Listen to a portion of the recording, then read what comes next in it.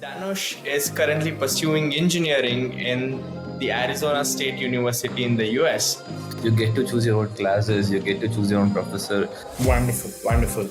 Like the moment I saw up the button that I programmed myself, it got me excited because It's all about debugging, it's about logic, it's about UI, it's about UX, it's about the overall experience of the project, right? Hi, hello, namaskar. This is your host Sarang, and welcome to yet another episode of One Story at a Time.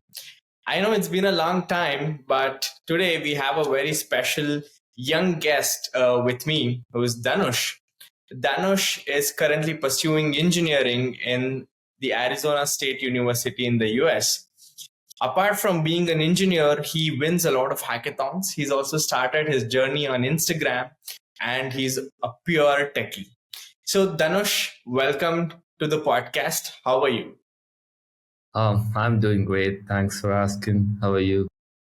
I'm doing well, thank you. So I think let's get into the podcast right away. So if you could introduce yourself in just one line, how would you do it? I am an indie hacker. That is basically it. You're Yeah. an indie hacker. I That's love what building goes on your products. website also. Yeah, I love building products. So people love, yeah.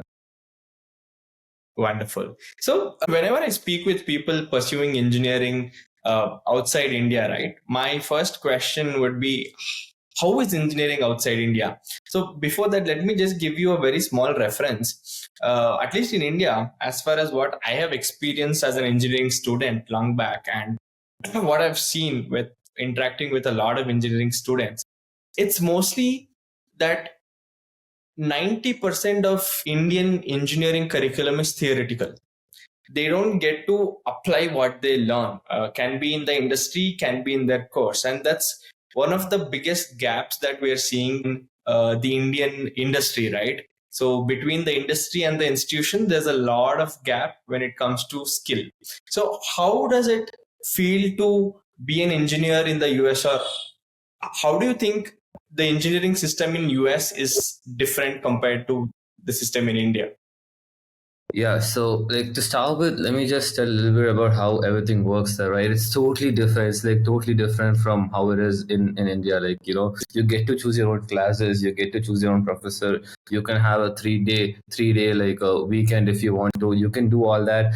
And it's gonna work best for the ones who really want to do something, right? Otherwise, it's not going to make that big of a difference. You will have a lot of free time in your first 2 years. I mean, your freshman and sophomore year, you're going to get a lot of free time. You can explore a lot of stuff you can do, and when you come out of college, you will know what you want to do, what not to do, and you will also be good at what you can do, right? So that is the best part about studying in the US. You will get a lot of free time, and you will meet all sorts of people. Like, I'm studying at ASU.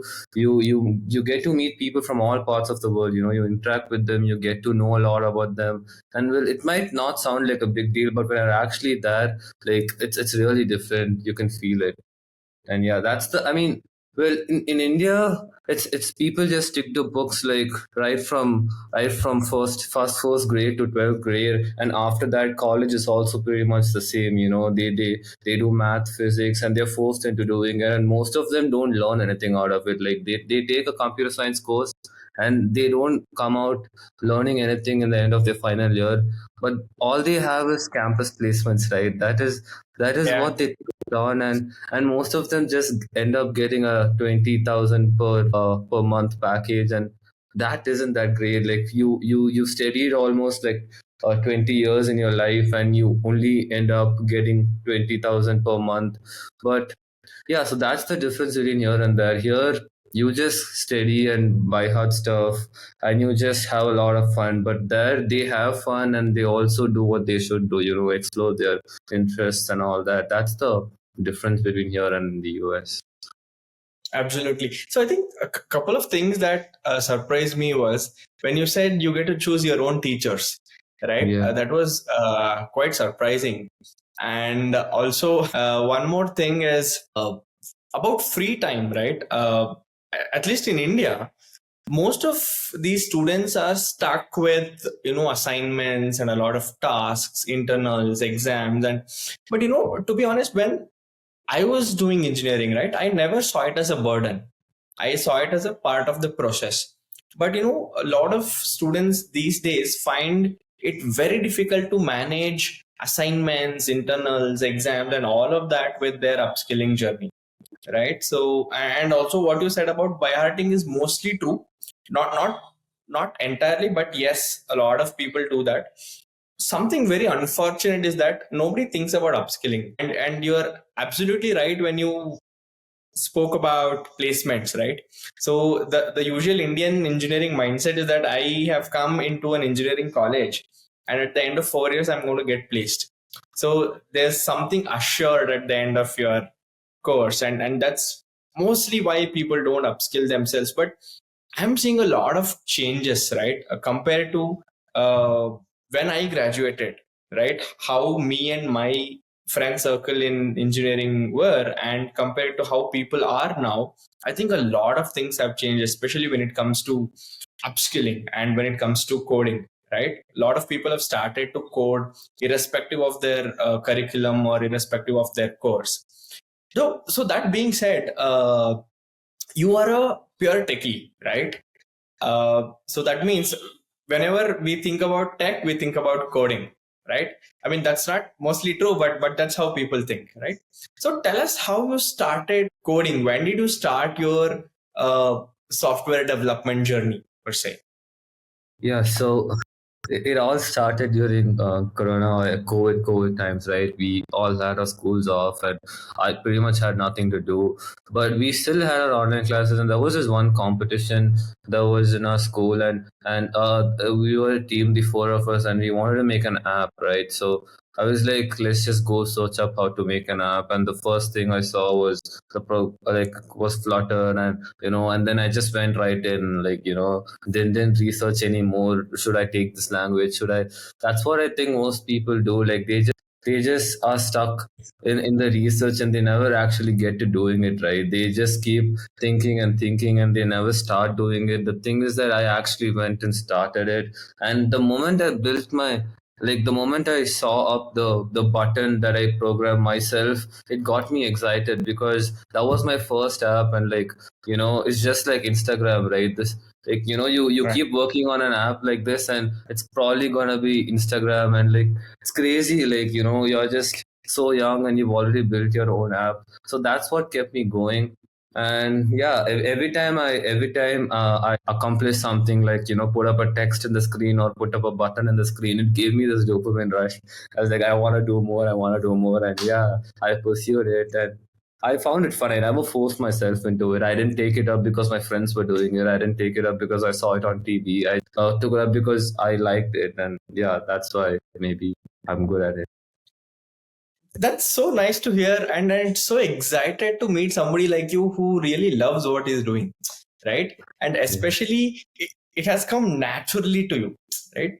It's not like somebody forced you to get into coding, or you saw somebody else doing and you wanted to get your hands dirty with it.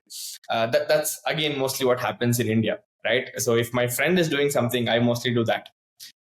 It's really good that you found something that makes you really happy very young in life. I mean, that's fortunate for you and unfortunate for a lot of people because they don't realize what makes them happy, right? So that's very nice to hear. And it's also good that you said you just went and you just started doing, right? And again, a lot of people just start researching about which language should I learn, which tech stack should I learn, how much scope does it have in the next few years, will I get a job or not. Very good that you were spontaneous, and especially the excitement that you have, right? That's I mean, amazing, man. Thanks. Yeah. I mean, I still get a lot of people, DMing me and mailing me up saying, how do I earn by doing coding, and what language should I choose? What is the best language to choose? I mean, there's nothing like a best language that everything there's each language that's good at its own thing, and you can't use one language for everything. You can't use everything for just one language. I mean, that is how programming works, right? There's no the best language. Just get your hands dirty and just start right now, and you will find it. So that is what I'd say to everyone who DMs me saying what is the best language and all that. Right. Yeah. Okay. So talking about upskilling, right? Mm. Uh, so you just shared with me how you started to upskill and how you started to code. What do you think should be the right way to upskill, or is there a direction that you think that students have to upskill in this way? So how do you approach this question?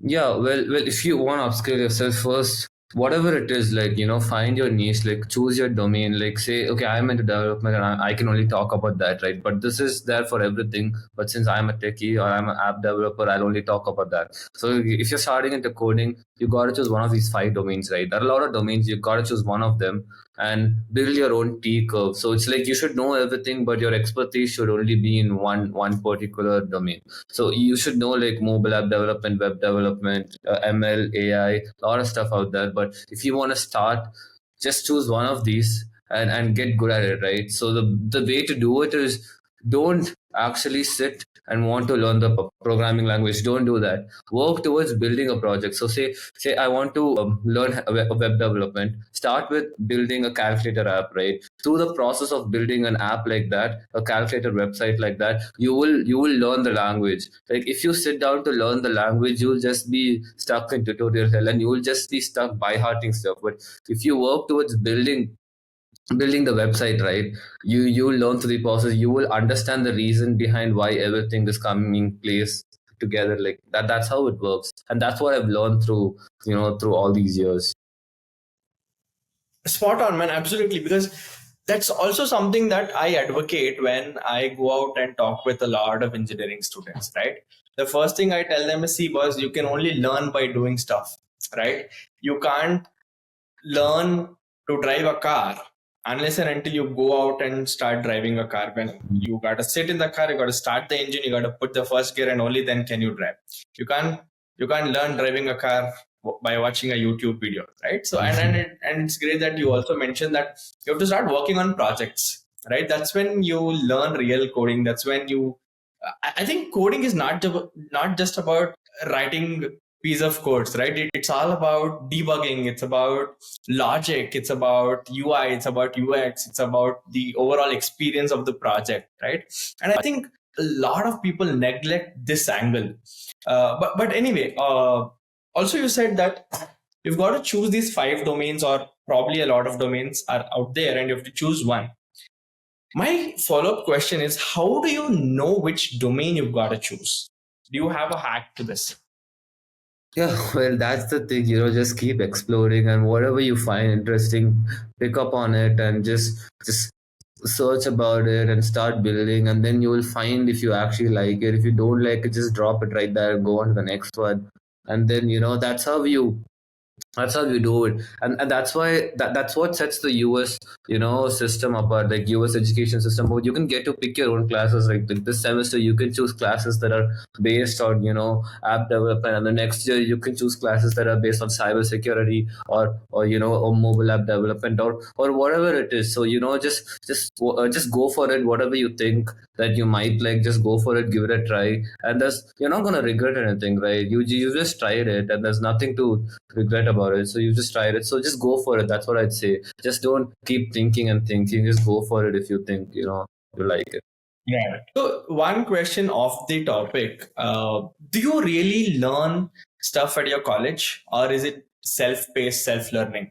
Well, in the first 2 years, right? So just like how it is in India, there are some classes that we got to attend, like math, and math is also not too intimidating. It's just high school math. But in the US, they have math in college too. The same high school math in college too. It's just math, English, and there are these few classes that you got to attend. But apart from that, you can choose all the classes that you want to, right? So that's one good thing about it.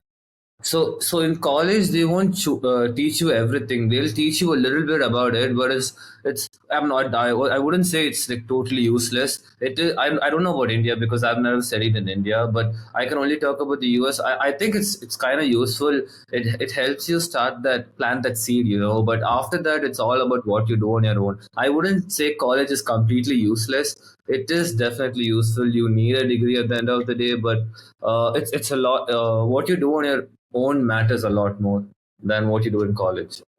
So, Dhanush, I have this very interesting question, right? So, in India, it's mostly like you don't get to learn a lot of things from college, right? You just go to college for attendance, you attend internals, exams, everything, and then you get placed, and you learn a lot of things by yourself. So, how does that happen in the US? Because you were talking about taking up courses in cybersecurity and mobile development. So, did you have to learn things by your own, or college did help you with that? So yeah, college you can choose all your classes that you want in the US. So that might be a very important factor, and that helps you that gives you a little that plants the seed, and you can take it on from there. And that's the difference between India and the US. So you can choose your own classes, and college. I mean that sets the seed, and then you can start working upon it, and that's very important. And that's one key thing that you should do. Just go for it and not just keep thinking about what you should do and all that, right? So yeah, I'd say yeah, it is very different and all that. Interesting. So, before we move on to freelancing, which is also one of your favorite paths to talk about, tell us about your best project so far. Okay, so this one project, it was not a freelancing project, but it was this personal project of my own. We tried getting funding for it and all that, and we learned a lot through that. So basically, it was like this one small stethoscope. It's like a medical device. It's like a small box that has like the head of a stethoscope attached to it, and like it's very compact. You keep it next to your heart, and it tells you if you have any heart disease or heart arrhythmia in like less than 20 seconds. And like this, we used ML for this, like machine learning, and like the algorithm had an accuracy of 98%, and that was great. Like Dravya, he's another friend of mine, the both of us worked on this, and yeah, we tried getting funding for this. Like, so ASU has this startup incubator. You can actually pitch your ideas and show your product, and they give you they'll fund your project. And but yeah, we didn't get any funding, but it was really fun that we tried something like this and went there. And yeah, that was my best project I'd be proud of. Wonderful, wonderful. So, when it comes to medical devices, right, it's really difficult to get more than 95, 96% accuracy. But it's amazing that you guys were able to pull it off. So now let's move on to freelancing, right? So how did you get into freelancing? I have three questions, so we'll go one by one. So the first is, how did you get into freelancing? How should other people get into freelancing, considering it is a very competitive market? Third thing is, how do you differentiate yourself from other freelancers? So first question, how did you get into freelancing? I got into freelancing through my reels and also my portfolio and through LinkedIn, right? So the one thing that's common in all the things that I've mentioned is proof of work. So that's what makes you stand out. Yeah, and like Inovact is also working towards the same goal, proof of work. That's the best way to get clients, right? Only if you show them something, they trust you that you're good at it, right? So yeah, that's how I got my first client, and that's how best way to get clients, because yeah, that's the fastest and the easiest way to get clients, through social media and showing what you've actually worked on and what you've done. I'm feeling so happy because you said proof of work. Yeah.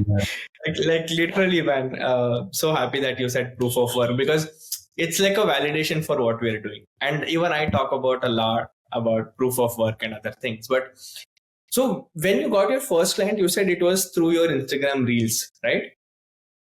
But then let's imagine that there's someone who's a freelancer who has proof of work, but he or she does not have online presence, right? So how do you think they should approach freelancing? How do you think they have to land clients? What is the best ethical way to do it? Yeah, well, be active on social media. That's the best way to get it done. And yeah, will have your portfolio, have proof of work, and do that, and also be active in social media. That's one way you can meet a lot of people, right? If you don't meet people, then you're never gonna get clients. And like, socialize, have a good network, and join Twitter. Like, I learned that very later on, like in my journey, like only recently, but I wish I'd known that earlier. Get a Twitter account, and be very active with the tech community. So the tech community in Twitter is very, supportive, and they keep pushing you, and it's only for the good, right? So I'd say get a Twitter account, be active in it, follow like-minded people, and probably you will also get clients. Yeah, well, it takes time for the first client, but after that, things are gonna pace up. Wonderful. So it's basically work on proof of work, build a great portfolio, build in public, which means Yeah. tell people what you're building. It Yeah. can be on Twitter, it can be on LinkedIn, it can be any social media platform. And also, one more thing, I think a lot of these tech communities, right, especially after COVID, communities on Discord and WhatsApp just skyrocketed. And I also think communities are something that especially freelancers have to be a part of, because they can meet other freelancers, they can learn from them, they can meet mentors, they can also meet potential clients. So, yeah. Now, coming to how can you differentiate yourself as a freelancer, because there are so many freelancers, right? So many freelancers. How do you differentiate yourself? Should it be costing? Should it be quality? Should it be service? Should it be work? What should it be? Yeah, so like, I'd say I'm also just starting, but the one thing I follow is sticking to my rules and my terms. Whatever I commit to it, and I just don't let it go after I say it. And probably that's what a lot of them like about me. And yeah, so like, have rules for yourself and make it clear in the very start, so that you just don't come up with new things every time the client demands.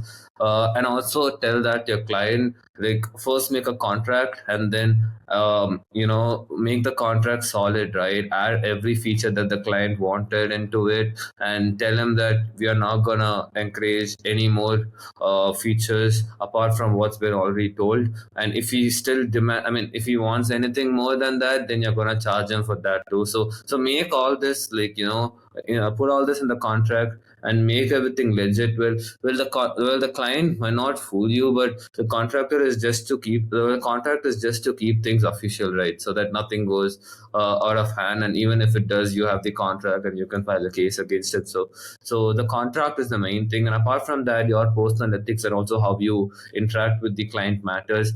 You gotta be professional, but not very professional. You can also, like, have fun with them, but also, like, be very firm on your terms. Just don't ghost him. That's the thing that I've Yeah. seen a lot. Don't ghost him, and respond to him, keep him updated. And yeah, that's basically it. Just be a good person, be a good that's basically it. So what you basically said is follow your rules, have strict rules for yourself, abide by it, be as professional as possible with the client, and of course deliver it in time, because a lot Yeah. of freelancers ghost, a lot of clients ghost. I think that is some kind of a trust both of them should have, right? Yeah, and don't uh, overcommit, and like, don't say that you can do this and do that and end up not doing anything. Like, you should know what you will be able to do, right? Don't say I can build an app like Instagram in like 2 days, and then you end up just giving him the home screen of it. Like, don't overdo things. And yeah, that's also the yeah, valid point. Okay, so one more interesting question here: how do you fix your pricing? How did you do it? How did you fix your pricing? Yeah, well, I've talked with a few people like in the community, and I've asked them about it. And also, like, it also depends on what you deliver to them, right? So if you're someone who's starting off and who's in your very early stages, don't give like a big ass price. Like, you should have a very modest pricing. But if you know that you're good at what you're doing, and if you have something very unique to offer, and the quality of your app is truly apart from what others do, then, you know increase your pricing a little bit according to your own standards and what you think is right. And because you have something for them, you have something to offer them, right? And don't ever reduce your pricing, or don't ever negotiate after you've already fixed after you both made your minds. So don't do that. Just stick to your terms, and that is basically it. If you have something unique to sell, then you deserve the extra money, right? So yeah. Absolutely, absolutely. One more. I just wanted to ask you one more thing after this. Anyway, I think that was about. My one more question was, what do you think about AI when it comes to building websites, coming up with designs, and there are no code tools and there are AI tools which can build websites like this, right? So, do you think that might be a threat for developers or freelancers or tech people in general in the future? What is your take on it? Well, no, like, AI is only going to help you get better. Like, there's no point in being afraid of them. Calculators only made mathematicians better, right? They didn't destroy them. Like, so that's basically the same here. I mean, AI is only going to help you. Like, okay, so when ChatGPT came out, I was kind of skeptical about it, but when I actually used it, it was really good. And like, that's how I learned a lot of languages myself. Every time I had a doubt, I'd go on ChatGPT and ask it to explain me for whatever it is, and it did a good job, and it helped me understand it does the job, right? So it's probably as good as a junior developer, but it's never gonna replace us humans. Well, that's very stupid of anyone to think of. It's not gonna replace anyone. We can learn faster than anyone, right? So, well, yeah, if you're starting out, you can take the help of AI. That's one amazing way to learn. When I started off, I didn't have all that, but the ones who are starting off now, they have the advantage of using AI. Well, they can use it, and it's only gonna help you, right? Uh, well, a website made by Wix or Squarespace or whatever, it's very easily identifiable, and that's not what a lot of people want. They want a really good website. They just don't want some stock template website. And I think the freelancers are the only ones who could give them that, and actual humans are the only ones who can give them that. Like, but if you totally have no money to invest and just want to get something real quick, then maybe no code tools might help you. But in a long run, if you're looking to get a good job, if you're looking to upskill yourself, then don't just stick to no code tools, because you need to learn actual like languages and all that, at least in tech. Understood. Very interesting, very different perspective. My next question to you, probably the last segment of the podcast. Let's talk about hackathons, because you've won a couple of hackathons, you've attended probably many hackathons. So my first question is, how did you get into attending hackathons? What was your experience from it, and why should students attend hackathons? So how did I get into hackathons? I don't actually remember. I just got into it. Yeah, I think this friend of mine was talking about it, and like we were like, okay, let's do it. And so, how do you find? A lot of people have asked me this. How do I find hackathons, and where do I look them up? So there's this website called DevPost and DevFolio. Those are the two websites that you got to look out if you want to join hackathons. DevPost and DevFolio. So that's how DevPost was where I found the hackathon, and I registered, and then I didn't win my first hackathon. Well, in fact, I couldn't even complete the project, but I didn't give up, right? So your first project is always gonna suck, but that doesn't mean you gotta give up that. And yeah, I just kept working on it. The best part about hackathons was I met a lot of people at hackathons. Like, hackathons are a big thing. It's not what you think. There are a lot of companies that come there, at least the ones that I've been to. Anyone can participate, right? So a lot of companies come there, and they actually, you can talk with recruiters. It's not that you're going to get a job, but you can get to know them, and getting to know them means getting to know all the people that they know, and it's just going to expand all your network, and it's just good. Why wouldn't you want that? And also getting to meet a lot of like-minded people, it's going to push you further. And that's one good thing about hackathons, making friends and working on the same thing together. It's just fun, man. Like, there's no reason I wouldn't do it, and that's why I did in the first place, and I really liked it. I just kept going. Wonderful. So, if you would want to give three reasons as to why other people have to attend hackathons, what would it be? Apart from networking? Yeah, so one, it'll help you build your portfolio, proof of work. Another thing, it'll help you build that. You can get to build projects, and also you will learn a lot of skills when you talk to new people. You will know a lot of things that you would go in thinking I'm the best, but when you talk to all of them, you would actually know where you stand, right? So you would know where you stand, and also if you're lucky enough, you might get your first job there. I've seen a lot of friends who got their first gig through through hackathons, and there are, I can just keep going about the reasons, but these are three reasons you got to, it's just fun, and there are a lot of benefits that come along with it. So yeah. Wonderful. The just to add on to this point, because we were also doing, we were organizing corporate hackathons, right? And we've done corporate hackathons for like the very, very, very big names in the tech world, right? So one thing that I understood was meeting people from these big companies, right? Sometimes it's a rare commodity, because the kind of thought process that people from these big companies have compared to what students have, like there's a huge difference. So that's one. Again, adding on to networking, right? Second is you get to build things under pressure, and that's what is important.